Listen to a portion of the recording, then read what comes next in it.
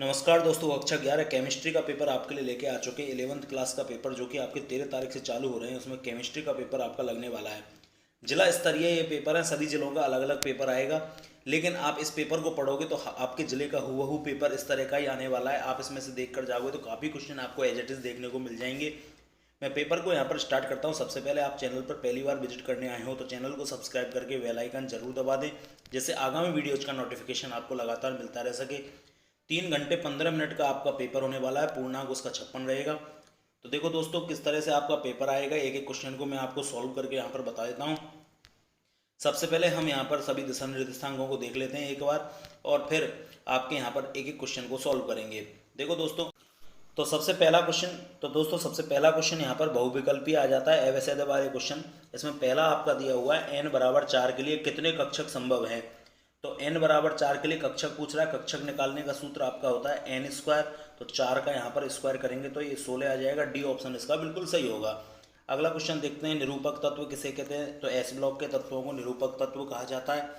Alkene का सामान्य सूत्र क्या होता है दोस्तों, CnH2n। एल्किन का सामान्य सूत्र होता है, एल्किन का होता तो CnH2n+2 हो जाता और एल्काइन का CnH2n-2 हो जाता। अगला क्वेश्चन दे रखा है, 0.0025 में सार्थक अंक कितने हैं।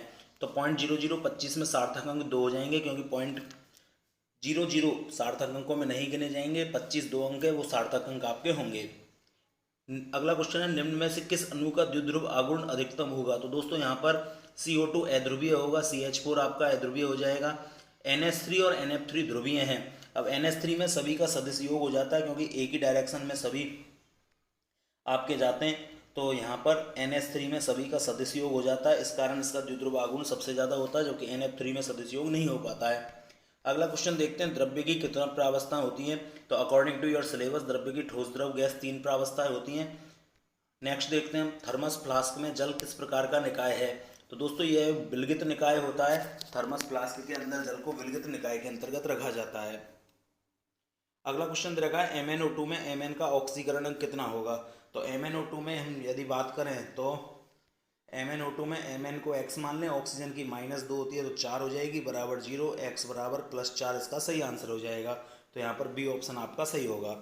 लिथियम के गुण किसके समान हैं। तो विकर्ण संबंध लिथियम मैग्नीशियम के साथ दर्शाता है, तो ए ऑप्शन आपका सही हो जाएगा। अगला क्वेश्चन देखते हैं यहाँ पर, निम्न में से कौन नाविक स्नेही है। तो दोस्तों नाविक स्नेही जो नाविक से स्नेह करते हैं। अब नाविक से स्नेह कौन करेगा, जिसके पास एक्स्ट्रा इलेक्ट्रॉन हो। तो ROH यहाँ पर नाविक स्नेही हो जाएगा, क्योंकि ROH में ऑक्सीजन के पास लोन पेयर उपस्थित होते हैं, तो अतिरिक्त इलेक्ट्रॉन धनी स्पीशीज नाविक स्नेही होती है। नेक्स्ट क्वेश्चन देखते हैं, समांश विखंडन क्या होता है। तो दोस्तों समांश विखंडन के दौरान क्या होता है, बंध जो होता है उसका विदलन बिल्कुल सेम प्रकार से होता है, और यहाँ पर साझे के इलेक्ट्रॉन आधे आधे बढ़ जाते हैं, और इस दौरान फ्री रेडिकल का निर्माण होता है, मुक्त मूलक यहाँ पर बन जाते हैं। अगला क्वेश्चन देखते हैं, C6H14 के संरचनात्मक समावयवियों की संख्या कितनी होगी। तो दोस्तों संरचनात्मक समावयवियों की संख्या आपसे पूछी गई है। अब यहाँ पर इसके हम संरचनात्मक समावयवी बनाएं, तो एक तो यहाँ पर आपका श्रृंखला समावयवता देखते हैं हम। तो 1 2 3 4 5 6, एक तो आपकी स्ट्रेट चेन हो जाएगी, दूसरा इसका आइसोरूप हो जाएगा 5 कार्बन में। फिर इसके बाद एक और बना लेते हैं हम, इसकी सेकंड पोजीशन पर लग जाएगा। फिर इसके अलावा इसका एक बन जाएगा 4 कार्बन की चेन, यदि हम बनाएं यहाँ पर तो एक नीचे और एक ऊपर कार्बन आ जाएगा। इसके अलावा नेक्स्ट हम और 4 कार्बन की चेन बनाएं इसमें, तो 4 कार्बन की चेन में एक इसके ऊपर और एक इसके ऊपर आ जाएगा। तो इस तरह से इसके ये श्रृंखला समावयवी और स्थिति समावयवी यहाँ पर बन जाते हैं। तो total number of chain isomer and position isomer हम यहाँ पर काउंट करें तो आपके 1 2 3 4 5 यहाँ पर इसके बन जाते हैं। अगला देखते हैं हम, नेक्स्ट क्वेश्चन दे रखा है, ली सातल्य का नियम बताइए। तो सातल्य कहता है कि यदि किसी रासायनिक अभिक्रिया की साम्यावस्था को प्रभावित करने वाले कारक जैसे सांद्रता, दाब, ताप इत्यादि को प्रभावित किया जाता है, तो अभिक्रिया इन सभी कारकों का विरोध करती है, और इस विरोध को समाप्त करने के लिए अभिक्रिया बैकवर्ड चली जाती है या फॉरवर्ड चली जाती है, यानी कि उस दिशा से विपरीत दिशा में चली जाती है। यही ला सातल्य का नियम होता है। अगला क्वेश्चन देखते हैं, आदर्श गैस समीकरण लिखिए। तो दोस्तों आदर्श गैस समीकरण PV बराबर nRT होता है। अगला क्वेश्चन देखते हैं, जल के अणु की आकृति कैसी होती है। तो जल के अणु की आकृति आपकी कोणीय हो जाएगी। या फिर एंगल शेप की इसकी आकृति आपकी हो जाएगी। इसमें संकरण sp3 होता है और बी शेप या मुड़ी हुई इसकी आकृति होती है। आवोगाद्रो संख्या का मान क्या होता है? तो दोस्तों आवोगाद्रो संख्या होती है 6.022 इंटू 10⁻23। इसको आवोगाद्रो संख्या के नियम से जाना जाता है। n+l का नियम बताइए। तो n+l कहता है किसी परमाणुीय कक्षकों में यदि इलेक्ट्रॉन को भरा जाता है तो इलेक्ट्रॉन पहले उन परमाणुीय कक्षकों में आता है जिसके लिए n का मान कम होता है। यदि किन्हीं दो परमाणुीय कक्षकों के लिए n का मान समान प्राप्त हो जाता है तो फिर हम देखते हैं जिसके लिए n+l का मान कम प्राप्त होता है हम पहले उसमें इलेक्ट्रॉन भर देते हैं। यही n+l का नियम होता है। अगला क्वेश्चन है, गैसीय अणुओं की गतिज ऊर्जा किसके समानुपाती होती है? तो दोस्तों गैसीय अणुओं की औसत ऊर्जा परम ताप के समानुपाती होती है। यहाँ पर आप परम ताप फिल कर दोगे। अगला क्वेश्चन देखते हैं, डॉट डॉट डॉट में अम्लीय हाइड्रोजन उपस्थित होता है तो एथाइन में अम्लीय हाइड्रोजन आपका उपस्थित होता है। यहाँ पर एथाइन भर दोगे आप CH�11CH। सरलतम एमीन में कार्बन परमाणुओं की संख्या कितनी होती है?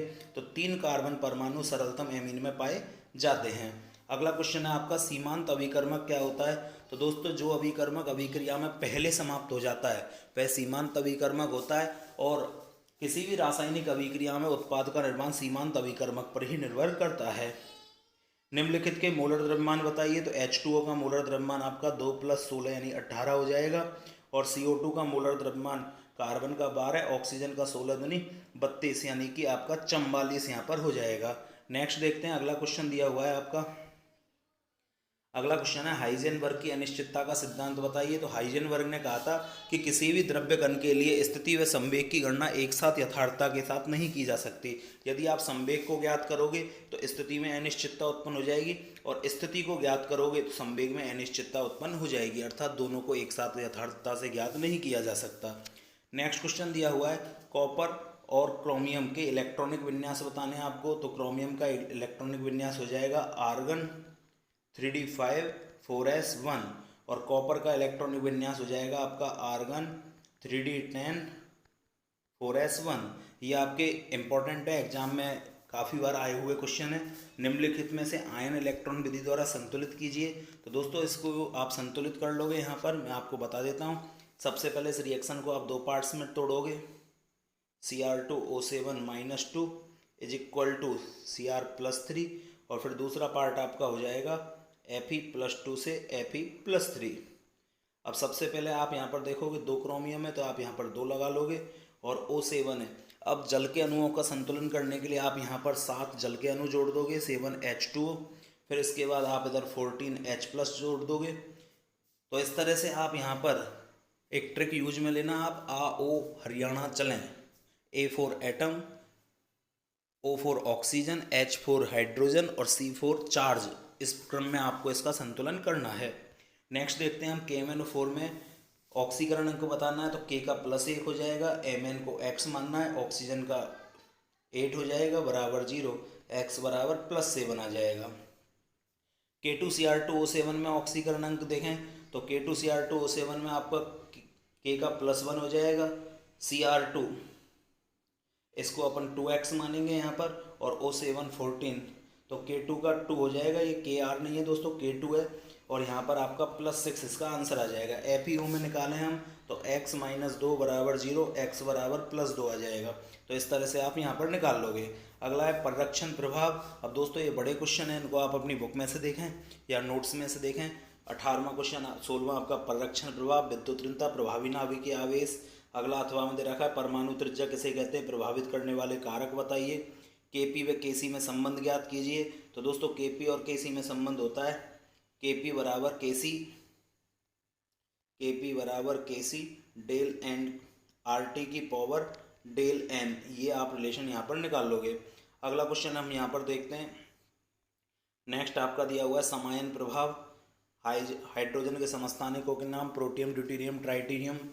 फिर इसके बाद इलेक्ट्रॉन स्नेही क्या होते हैं, मुक्त मूलक, प्रेरण प्रभाव क्या होता है। तो इस तरह से आप देख सकते हैं। अगला आसवन किसे कहते हैं, प्रभाजी आसवन के सचित्र समझाइए। अनुनाद से आप क्या समझते हैं, O3 और CO3 की अनुनादी संरचना बताइए।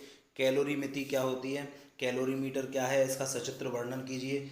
ऊष्मागतिकी निकाय पर किए गए कार्य यानी दाब आयतन कार्य आपको बताना है। कार्बन के अपर रूपों के वर्णन करने, हीरा ग्रेफाइट फ्लोरीन के। फिर इसके बाद कुछ रिएक्शंस आपकी दी हुई हैं, जैसे पहली रिएक्शन में आपका बन जाएगा यहाँ से H2O प्लस CO। अगली रिएक्शन में आपका बन जाएगा जिंक प्लस CO2। इसके बाद C प्लस H2 में आपका H2 प्लस CO, इसे सिन गैस संश्लेषित गैस कहते हैं। और लास्ट में आपका बन जाएगा CO प्लस N2, इसे प्रोड्यूसर गैस के नाम से जाना जाता है। अथवा में भी आपका क्वेश्चन दिया हुआ है, अक्रिय युग्म प्रभाव, ग्रीन हाउस प्रभाव, ग्रेफाइट और श्रृंखलन, इनको आपको समझाना है। फिर नेक्स्ट 23वां क्वेश्चन है, IUPAC नाम बताइए। तो पहले का IUPAC नाम एथेन हो जाएगा, 2 कार्बन से H, सिंगल बॉन्ड से N। दूसरे का नाम एथीन हो जाएगा। तीसरे का नाम ब्यूट 1 आयन हो जाएगा। और चौथे का नाम आपका